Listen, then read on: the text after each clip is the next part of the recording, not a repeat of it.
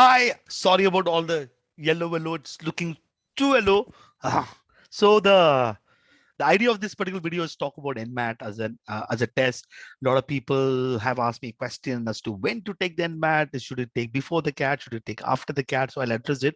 One other thing that GPNI is going to create a much longer video where we look at all tests, ZAT, NMAT, IFT, SNAP, and look at how to prepare for all of them. It'll be much more comprehensive as a video, but this one I'll keep it very short. That will be probably about 1.5 hour video at least. That will share tomorrow in GPK Funda, the YouTube channel. I'll share, of course, the playlist here in my channel as well. So I thought I'll address this question about NMAT and this sort of the calendar that we have currently. So NMAT has basically said that they will, the window is from 14th October till the 27th of December, 14th till 27th. You have an option of taking it in a center. You have an option of taking it home proctored. I believe home proctored, you'll get a little more flexibility of dates. If you're taking in a center, then there'll be limited number of seats probably, but I'm sure that some of you already looked at a particular date. Some of you are still thinking. So when? I think the question is, should we take it before or should we take it after the CAT? Mind you, we know that after the CAT, we have those challenges, which means we have got an IFT, which is a very important exam. We have got ZAT, which is going to happen in January, which is also very important exam. SNAP will probably happen here, but these are very important things. Though ideally would want to spend a lot of time for those two exams. Plus, we'll have to somehow ensure that the preparation of IFT should also happen somewhere along during the period of time. I will, of course, encourage all of you to look at IFT as well. So that is a video that we'll do separately with GP. But here the question is that you could take before, you could take after. Irrespective of whether you take before or after, there are certain things that I believe that you should do somewhere around this period of time, somewhere in September, or maybe a little bit of October, right? You cannot say that, let's say you have a test date of, let's say, 16th, right? I'm taking an assumption. Then when the CAT gets done, if you start thinking that I'm going to prefer my NMAT from here, and then you have IFT, then you have these many time, you just don't have the time, irrespective of whether you're going to pick it up in October or you're going to pick it up December. The preparation is something that for NMAT is something that you should do, according to me, now. Right. Let's say even if, for example, your date is, let's say, 14th or 20th, 21st September, you still have enough sort of time to prepare for it. So now the question is, how do I prepare for it? Should we do something completely different? That's something I want to address. If you look at the CAT 2020 structure, probably this will be the 2021 structure as well, because we understand CAT, right? We prepare for the CAT. So, and we look at NMAT. So CAT, as we know, we have got these three areas: verbal ability, reading comprehension, data interpretation, logical reasoning, and quantitative ability. 26 question, 24 question, 26 question, which is timed. And there is marking scheme as well, 76 question and 2 hours. So on the face of it looks the same. This is language skills. So the LS is language skills, which is English, quantitative skill, which is quant, and logical reasoning, which is logic, that same section. These three sections are timed, but at different times. Language skills or English, 28 minutes to solve the 36 question. Quantitative skill, 52 minutes to solve the 36 questions. And logical reasoning, 40 minutes to solve 36 questions. So this has 108 questions to be solved in 2 hours. CAT has got 76 questions to be solved in 2 hours. This has got 108 questions to be solved in 2 hours. Ooh. But then the good news is, of course, the level of difficulty when NMAT is lower than that of CAT. So there is an element of uh, time and a little bit of, I don't want to use the word, but I'm going to use the word speed. I don't like that word, involved in CAT. Actually, the whole thing is that the question will not require that much time to solve. So in one sense, you don't have to go do anything faster than the CAT. It's just that it'll get done faster. The question will get done faster because the question does not demand what is there in CAT. That is one thing that you see, right? Other thing is about scoring. CAT has got a very simple scoring mechanism, multiply it by 3 and then do the scaling process. They have a separate, the NMAT has a separate scoring system where each section is scored from a scale of 112 to 120. This scale is something that they always did, but they changed the number of questions last year. It's something that changed last year. They made all these number of questions equal. The exact scaling is something that we don't know. But my feeling is that if you're able to get close to about 60% of the questions correct here, and about 50% of the questions correct in each of these things, by and large, you should clear the net cutoff. And overall, let's say if you get about another 55% of the question correct out of the 108 questions correct, you should be fine. That is my gut feeling. But I think the scale score can be 240, and how they calculate the scale score is something that we are not sure of. Few other things about NMAT is that NMAT has got no negative marking, which is good news. You can mark it. And it is, they say it is adaptive. I'm not too sure. They mention it is an adaptive test. I'm not too sure. But one thing that you see in CAT and NMAT is the test interface. When you look at the CAT test interface, on the right hand side, you can see all the question button. So you can navigate in the particular fashion. In NMAT last year, the thing was you only had a button which called next. Now, if you're moving forward. You cannot jump and select a question 5 questions ahead. So you're starting with question number 1, whatever comes in the screen, you mark it, you move it, you can't come back. I think that's what happened last year. I think 2 years ago, you can do that till the very end, and there's a review screen, and then you can come back. I remember last year that is not the case. You end. I think that is probably because of this, whatever the adaptiveness to the test that they created for it. So which means that you're making decisions on each question then and there, and therefore what is going to be problematic is when you don't solve certain questions towards the end, and this will happen in NMAT.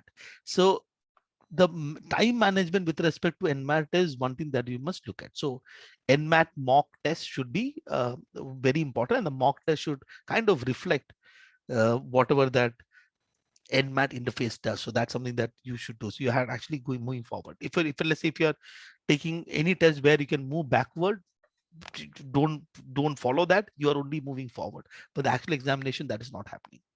So otherwise, by and large, you see that look, quantitative aptitude, quantitative thing done. Verbal ability, reading comprehension, verbal ability, reading comprehension done. Language skills, DI, LR, DI is not there. LR I will do, done. Now we have to look at certain things within each within each of these sections to understand what these sections are. One thing that you need to know is that NMAT is conducted by this Graduate Management Admission Council, which also conducts the GMAT exam. Now, therefore, this particular exam is a very standardized test. There'll be no surprise. Okay. So one thing that you must pick up, according to me, that they have come up with an official guide. You can search in Amazon, it's available, or available in the website as well. Pick that book. There will be no deviation from the type of question that you'll get. There'll be no surprises here. So the NMAT is, in that sense, very standardized as an exam, right? All the type of questions, what is there in the book is what is going to come. So if you're preparing for NMAT, you must have that book. All right. Now, if I get into the distribution, starting with math, this is QA. So let's start from this. The first is arithmetic. These are CAT. 10 questions of CAT is arithmetic. In NMAT also, you'll find roughly about 10 questions. This is not this. There are 3 slots. I'm saying roughly. This exact distribution is not fixed. By and large, this is what you'll see. Next, algebra. CAT has got 9 questions algebra. NMAT has got a couple of questions algebra. Geometry. CAT has got about 3 questions. NMAT will have 1 or 2 questions geometry. Number system. CAT has got a couple of questions. NMAT has got about 1 or 2 questions on that. Modern math, permutations, combinations, probability, set theory, about 5 of them. So in one sense, whatever is a QA in terms of the area, it is very similar in that particular case. So whatever your preparation that you're doing for the maths for CAT is enough. Now you see that in the QA section of NMAT, it is actually QA plus data interpretation plus data sufficiency. So there are in fact these many number of questions. 12 questions is data interpretation, which comes from I believe about 4 sets, 4 into 3. And about 5 questions of data sufficiency, the ones that you find in GMAT, whether the data is sufficient to answer the question or not. So this is something that in the CAT has got a separate section of DI along with logical reasoning, but here it's there, it's here. And usually this data interpretation question is towards the end. And so you have to manage your time really well. That's it. So this data interpretation, so while we said that for your quantitative ability, you don't have to do extra preparation. For this data interpretation is largely calculation based, largely. So you have the typical bar chart, pie, another thing. There'll be probably combination graph and some other graph. So basic calculation. Also, this will also be the concept of arithmetic as well, largely. Ratios, percentage change. So arithmetic here and arithmetic there. If you're basically comfortable with that particular topic, you should do well in math. Plus, please do understand there is no calculator. So your estimation, ability to look at options, estimating this, that bit of thing is something that may be needed. So data interpretation, you might want to look at the standard data interpretation questions and solve those. So if you pick up the data interpretation, the book from the official guide, you'll get questions from there. Or you can probably pick up CAT old 1992 on that, a few of them, or maybe in your book, whatever book that you have, prep material. I'm sure that initial chapters will have all this pie chart, bar chart, this chart, that chart. So those kind of things. CAT, NMAT also gives caselet. It's not like NMAT doesn't give that, but it's by and large calculation based data sets. So if at all there is something that you want to look at, quant is automatically taken care of. You just have to use to, in the sense, the kind of paper that is there. So that mock test will take care of that. So if you're someone who is taking the test in October, around that period of time, you probably will want to pick up your mock test somewhere during this period, and maybe some area weekly once or twice you want to understand. If you're taking the test maybe in December, I would still recommend that you probably take a one mock test here and maybe one mock test somewhere around the period of time, just to understand you are there, and then you start picking the mock test closer to your test date, so that you plan accordingly how you want to plan it, right? But please do pick up your preparation for that. Okay, that's that. When it comes to English, I'm going to differentiate English between those questions which are comprehension based questions. For example, reading comprehension is a comprehension based question, right? So it's not testing your knowledge, it is testing your comprehension. Also the paragraph based question, paragraph summary, odd sentence, paragraph jumble, all that are comprehension based questions. Then there are knowledge based ones, which is grammar, vocabulary. Now, if you look at the distribution of that, CAT, we know that 18 questions, at least this was the last 5 years. CAT has this, this CAT 2020, but even if you look at CAT 20s, 15, 16, 17, 18, 19, there was no grammar question, no vocabulary question in the CAT. Obviously, the earlier CAT had those grammar and vocabulary questions, but the recent CAT did not have those one. CAT is largely reading comprehension based and paragraph based. But when you look at the XAT has got grammar based questions and also has got vocabulary based questions. And these 4 questions are paragraph jumble with options. And you get 3 RC passages. Multiply by 4 questions each, which is your 12 questions. And then you have the these vocabulary has got synonym, antonyms, and fill in the blanks, and here spot the preposition. That are standard ones. Now you at this point in time you're wondering, oh my goodness, what should I do for vocabulary based questions? What should I do? Now I have a simple advice. Please understand one simple idea. The idea is I have to put a certain input in terms of preparation. I will get certain output probably in terms of marks. So now you look at this 2x2 matrix, where you look at the cases where you have to put something that requires low input, high input, low output, high output. You tell me, where is vocabulary? Vocabulary will be somewhere here. How many words will you mark? 12,000 words? 6,000 words? What will you do? Where will you mark this from? So if you're actually studying some 6,000 words or something, and each word, I don't know how many minutes you'll take. I have no idea. You probably will have to understand the context. Then you'll forget the word. You'll come back again. You'll come back again. Maybe you want to look at this. I don't know. 1 minute, 2 minutes. Not in one say what's one words, but at least about in your during your course of preparation, you want to revise, revisit. So I'm basically guessing that's about 2 to 3 minutes. Let's take about 2 minutes per word. That is 6,000 minutes divided by 60 minutes per hour. This will give you how many hours you have to spend. 200 hours. For what?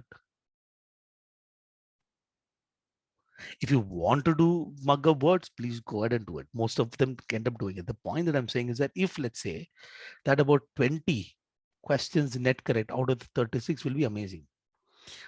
There are these 16 questions that we have, which is comprehension based. And these paragraph jumble has got options. CAT does not have options. These RC passages are short. CAT, we have been managing a lot of RC passages. Is it not possible to knock off almost all these questions correct? Is it not possible to get about 14 questions correct from here? If that is the case, all I require to get at least clear the cutoff and stuff is about 6. That will happen. There are 20 questions. I do understand the grammar is something that is manageable, no, because it's rule based. So there are only limited number of rules. So all, if you look at questions which says spot the error, we can look at that. There's no problem. We can still look at grammar. But please don't be obsessed with this vocabulary just because this question has vocabulary. I think that is one advice that I have. And it'll be the wrong thing. Another thing that you need to understand is this set of questions that you see here comes towards the end. So you have to manage the time really well. I don't know, a lot of people sit and look at one word and either you know or you don't know, instead of, otherwise you sit and think about, oh, what is the word here? I think let me do some. No, you should be able to knock off all these questions in about 8 minutes. Grammar, vocabulary, nothing more than that. The 4 paragraphs jumble question about 4 minutes because there are options. And then you have what, 16 minutes for these passages, and we can knock off these passages in about 5 minutes because it is not long, it is short passages, it is not difficult.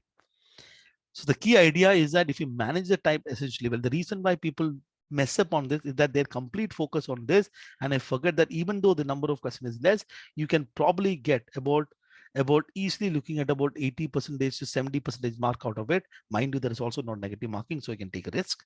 And there, even if you, let's say, get therefore 40% from here, still life is good. If of course your vocabulary is already good, then anyway, life is good. So I'm sure that for your preparation for the CAT, you're almost doing all these things, reading stuff, reading articles, and other things. Your vocabulary will increase. Don't get obsessed with vocabulary that I'm saying. So a little bit of grammar is what you need to study. Okay, grammar. Pick up, understand the type of question that is asked. That is very important when it comes to NMAT. Look at the type of question. It is standardized test. Go through the NMAT official guide. Those type of questions is going to come, which are analogies, fill in the blanks, preposition, spot the error. 4 types. Okay, fill in the blanks is good.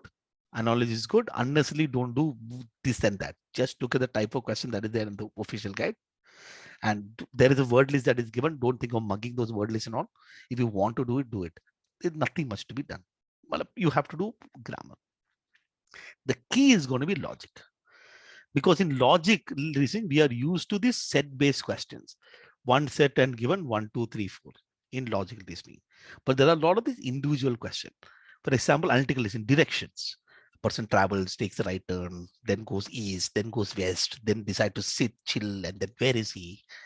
Sequence series, coding, decoding, clocks, calendar, number puzzles, verbal listening has got syllogisms, all ARB, some BRC, those kind of questions, statement assumptions, statement conclusions, strong weak argument, course and effect, course of action, critical reasoning. Now, if you look at the type of questions of logical reasoning, I put the 24 DILR together here. CAT has got set-based.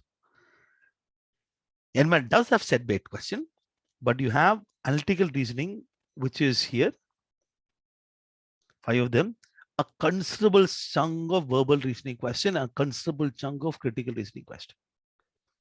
Instead of fighting your way in, instead of putting a fight in vocabulary, this is what you need to focus on.